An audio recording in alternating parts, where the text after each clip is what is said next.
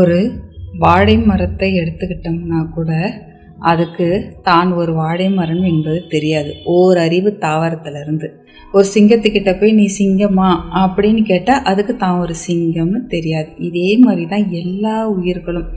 அதுக்கு நம்ம அந்த உயிரினம் தானா என்பது அதுக்கே தெரியாது. அதையெல்லாம் அதுக்கு அந்த பேரெல்லாம் வச்சு அதோடைய குணம் அதோடைய தோற்றத்தை வச்சு அதுக்கு அதனுடைய தன்மையை அதோடைய குணாதிசயங்களை வெளிப்படுத்தினவன் மனிதன் தான்.